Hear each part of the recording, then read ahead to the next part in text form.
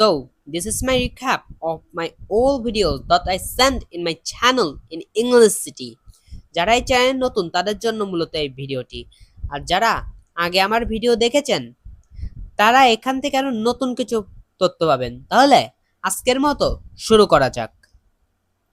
এখানে আমরা একটা অক্ষর দেখতে পাচ্ছি, সেটা হলো ফি, এবং একটা স্ল্যাশের মাঝখানে একটা ফি দেখতে পাচ্ছি।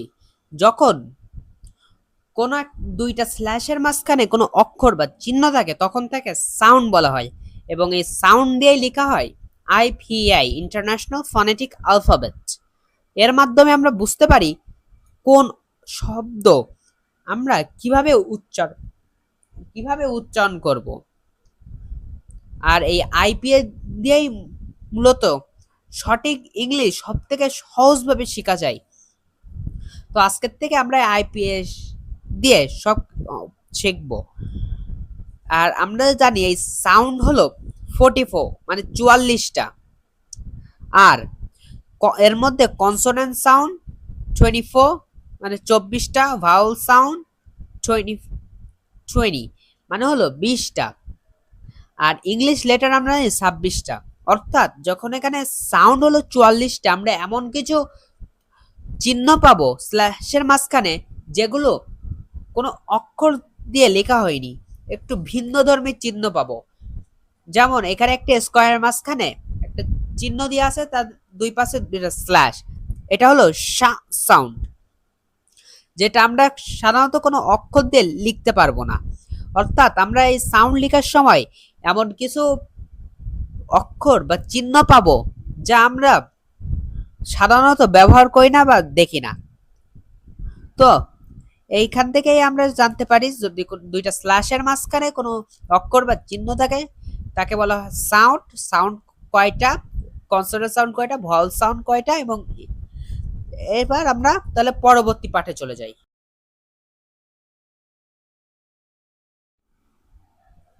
তাহলে আমরা এখানে দেখতে পাচ্ছি দুইটা স্ল্যাশের মাঝখানে একটা অক্ষর দেওয়া আছে, সেটা হলো ফি, এবং এটা কিন্তু এখন অক্ষর বলা যাবে না, এটা হলো একটা সাউন্ড।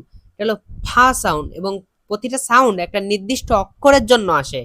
এর অক্ষর হলো বা লেটার হলো ফি। আর এখানে আর কয়েকটা শব্দ দেওয়া আছে, সেগুলো আমি একবার করে পড়ে দিচ্ছি। ফ্যান, এখানে যখন আপনার জ ফলা দেখতে পারবেন অবশ্যই এখানে এ সাউন্ডটা উচ্চারণ করবেন। ফ্যান, ফ্যানসল, পিকচার, পাবলিক, পোস্ট। তারপর এই সাইডে আমরা দেখতে পাচ্ছি দুটো স্ল্যাশের মাঝখানে একটা বি, যেটা হলো বা সাউন্ড, এবং এর লেটার হলো বি। বল, বোট, বার্থডে, ব্রাদার, বার্ডস। এবং এইখানে এই যে সাউন্ডগুলো এবং এই শব্দগুলো অবশ্যই আমাদের দুই ঠোঁটের মাঝখান থেকে আসবে। এবং আমরা এখানে দেখতে পাচ্ছি আমরা প্রত্যেকটা শব্দ আমরা সাধারণত যেভাবে উচ্চারণ করি এটা হলো একটু ভুল উচ্চারণ। আমরা এগুলো আমাদের নিজস্ব বানানো, আমাদের দেশীয় পদ্ধতি। এর সঠিক উচ্চারণ এগুলোই। এই কারণে এখানে আমরা জ ফলা থাকলে এ উচ্চারণ করতেছি, এবং অবশ্যই এখানে যে ঔকারটা আছে ফৌস্ট, এইখানে ও একটু টেনে উচ্চারণ করবেন। এবং আপনারা এখানে দেখতে পাচ্ছেন আমরা এখানে পোস্ট এর র পড়তেছি না, এবং এখানে পিকচারের আমরা আর বা র উচ্চারণ করছি না, আর এই সাইডে ব্রাদারের আর উচ্চারণ করছি না। আমরা এটা আমাদের এই ভিডিওর পরবর্তী অংশে ভালো করে ডিটেলস আলোচনা করছি, এজন্য অবশ্যই এই ভিডিওটি প্রথম থেকে একবারে শেষ পর্যন্ত দেখবেন। এবং আপনারা নিচে দেখতে পাচ্ছেন এখানে দুইটা লাইন লেখা আছে যে ফলি ফুড ফাপল ফেন ইন দ্য ফুল বৌতা বিগ বাস্কেট বল। এগুলো হচ্ছে ঠাং টুইস্টার।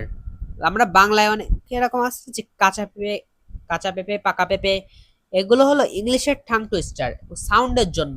এগুলো আপনাদের প্রতিটা সাউন্ডকে আপনার মুখ থেকে সহজে বেরোতে সাহায্য করবে, এবং আপনাদের ঠাং টুইস্টারটা এক নিঃশ্বাসে কমপক্ষে 5 বার বলতে হবে। অবশ্যই ঠাং টুইস্টার দুইটা ভালো করে মাথায় রাখবেন এবং মুখস্থ করবেন এবং ভালোভাবে বলার চেষ্টা করবেন। আমি একবার করে বলে দিচ্ছি, ভলিপুট ফাবল পেইন্ট ইন দ্য ফুল বা বোথ আ বিগ বাস্কেটবল। এবং অবশ্যই যেন এই সাউন্ডগুলো সবগুলোই দুই ঠোঁটের মাঝখান থেকে আসে।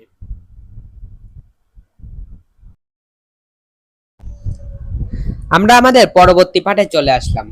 এখানে দুইটা স্ল্যাশের মাঝখানে একটা টি দেখতে পাচ্ছি, এটা হলো ঠা সাউন্ড এবং এর লেটার হলো টি।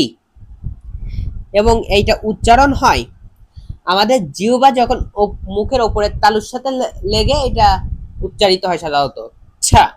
এবং এখানে একটা স্ল্যাশের মাঝখানে একটা ডি দেখতে পাচ্ছি ছোট হাতের, এটা হলো ডা। এইটাও উচ্চারণ করার সময় আমাদের জিহ্বা মুখের ওপরের তালুর সাথে লাগে। has the upper part of our mouth by our tongue. এখানে লেখা আছে, এখানে তাহলে এবার ঠা সাউন্ডের কয়েকটা শব্দ আমরা পড়ে নেই। teacher, target, table, train, restaurant. যখন এখানে কোনো কিছু লেখার সময় এখানে দীর্ঘিকার ব্যবহার করতেছে, এটা একটু টেনে উচ্চারণ করবেন, কারণ এগুলো একটু টেনে উচ্চারিত হবে। এবং যেখানে জফলা থাকবে সেখানে একটু সাউন্ড দিয়ে পড়বেন। এবং এখানে আপনি ট্রেনে দেখতে পাচ্ছেন যেখানে ট্রেন লেখা, এখানে সাধারণত আমরা জানি বাংলায় রফলা জফলা কখনো একসাথে বসে না, কিন্তু আমাদের এখানে সাউন্ডটা দরকার এবং ট্রে এই সাউন্ডটার জন্য আমাদের রফলা দরকার, এই জন্য এখানে হচ্ছে ট্রেন। আর একটা হচ্ছে এখানে রেস্টুরেন্ট, রেস্টুরেন্ট এখানেও একটু সাউন্ড আসবে। এবার আমরা ডা সাউন্ডের কয়েকটা শব্দ পড়ে নিই। ডাড, ড্যাড, ডটার, ডান্স, ডিসাইডেড। এবার আমরা এর কয়েকটা মানে যে ঠাং টুইস্টার গুলো আছে এগুলো আমরা একবার করে পড়ে নিই। Teacher told me a teacher typical topic that does double dealing in a day. এগুলো অবশ্যই মুখস্থ করে রাখবেন এবং এই শব্দগুলো এইভাবেই বলার চেষ্টা করবেন, কারণ এইগুলোই হলো এর সঠিক উচ্চারণ। আমরা সাধারণত যে বলি restaurant, train, table, table, target, এইগুলো সাধারণত আমরা ভুল উচ্চারণ করে থাকি। অবশ্যই এইগুলো মাথায় রাখবেন যে এইগুলো এইভাবেই উচ্চারণ হবে, কারণ ব্রিটিশরা এটা এইভাবেই উচ্চারণ করে। এবং অবশ্যই এটা খেয়াল রাখবেন যে এটা যেখান থেকে উচ্চারণ হওয়ার কথা এটা সেখান থেকে উচ্চারণ হয়, কারণ আপনার যত আপনি উচ্চারণ জায়গা ঠিক করতে পারবেন ততই আপনার উচ্চারণ সবার থেকে ভিন্ন এবং আরো ভালো হবে।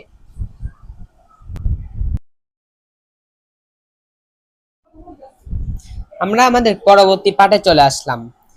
এখানে দুইটা স্ল্যাশের মাঝখানে একটা খেই আছে, এটা হলো খা সাউন্ড এবং এর লেটার হলো সি খে কিউ। কোন একটা সাউন্ডের একাধিক লেটার হতে পারে।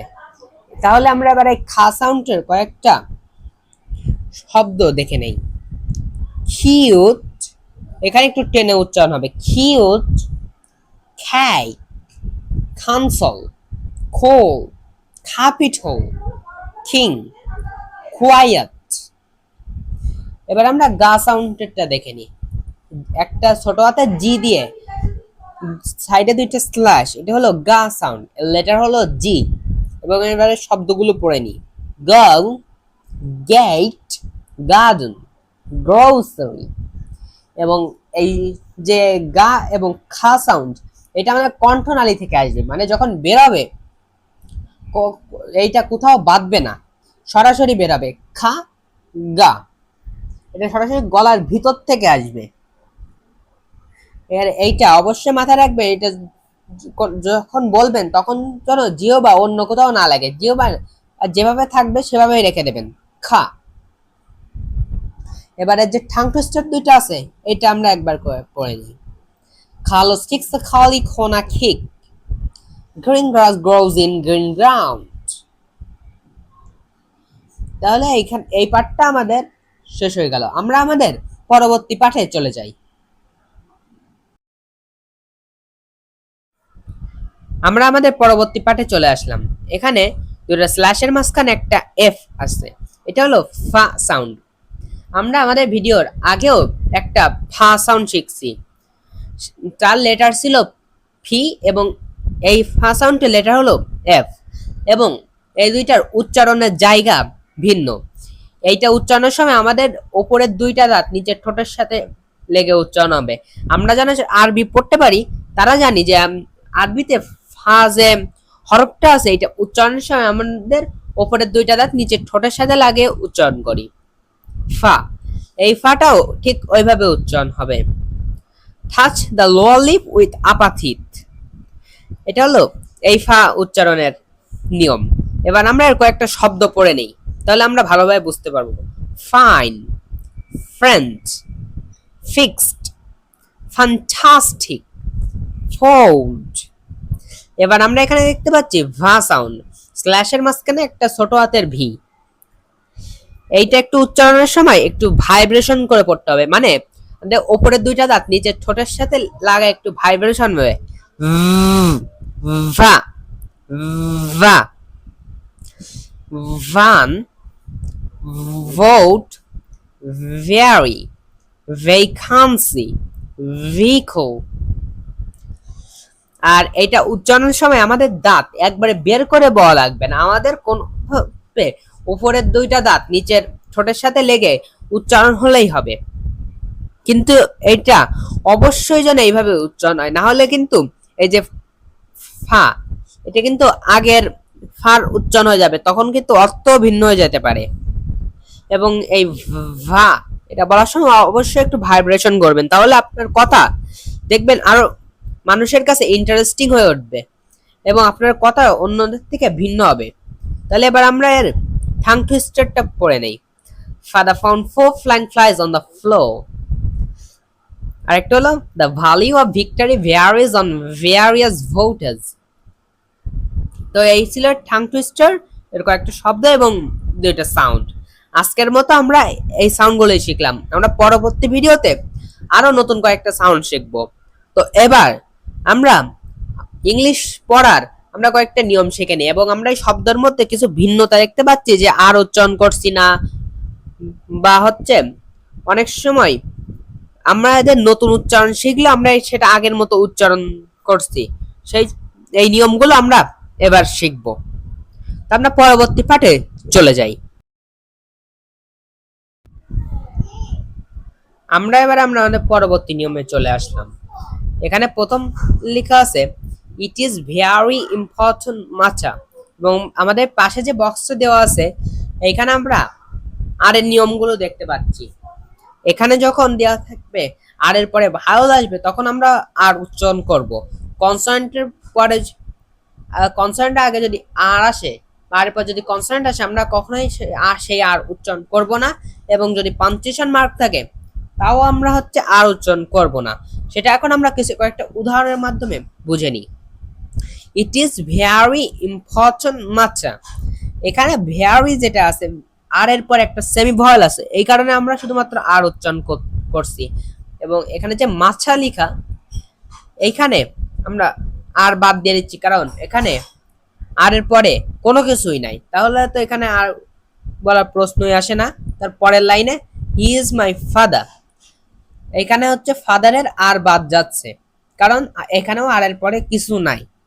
তার পরের লাইনে he is my father and friend, এইখানে ফাদারের যে পরের শব্দটা তার প্রথম অক্ষর হলো এই, অর্থাৎ ভয়েল, এবং এখানে এই কারণেই আমরা আর উচ্চারণ শুধুমাত্র করছি। এবং ফ্রেন্ড, এখানে আর এর পরে আই আছে, এই কারণে আমরা এইখানেও আর উচ্চারণ করছি। তারপরের যে লাইনটা আছে এটা একটু ভিন্নধর্মী নিয়ম। দিয়াজ মাখা অন দ্য টেবল, এইখানে আমাদের যে দেয়াস, আমরা এখানে দেয়ার ইজ এর শর্ট ফর্ম ব্যবহার করছি। এখানে দেয়ারের যে ইট লাস্টের যে একবারে ইটা থাকে এটা একটা সাইলেন্ট লেটার, এখানে আমরা ই উচ্চারণ করি না। তারপর যেহেতু এখানে এস অর্থাৎ কনসোনান্ট, আমরা এখানে আর উচ্চারণ করছি না। কিন্তু তাছাড়াও আরেকটা নিয়ম এখানে হচ্ছে, এখানে উপরে দেখতে পাচ্ছি একটা কমা আছে, ইনভার্টেড কমা, এই কারণে আমরা এখানে আর উচ্চারণ করছি না, কারণ পাঞ্চুয়েশন মার্কের যদি আগে আর আসে তাহলে আমরা সেখানে আর উচ্চারণ করব না। there's a marker on the table। আর এখানে আমরা মাখার উচ্চারণ করছি, এখানে আর উচ্চারণ করছি কারণ এখানে আর এর পরে ওয়ান আছে, মানে এখানে অনের যে প্রথম অক্ষর সেটা হলো ও, অর্থাৎ আমরা এখানে আর উচ্চারণ করব there's a marker on the table। তাহলে আমরা আশা করি আপনারা খুব ভালো করে বুঝতে পারছেন। এবার আমরা আমাদের পরবর্তী পাঠে চলে যাব। তার আগে একটা কথা বলে রাখি, আপনারা যদি কোনো কিছু বুঝতে না পারেন তাহলে অবশ্যই কমেন্টে জানাবেন। যারা আপনাদের যদি কোনো প্রশ্ন থাকে বা কোনো কিছু বুঝতে পারেনি, এটা অবশ্যই কমেন্টে জানাবেন। আমি পরবর্তী ভিডিওতে তার উত্তর দেওয়ার আমার যথাসাধ্য চেষ্টা করব।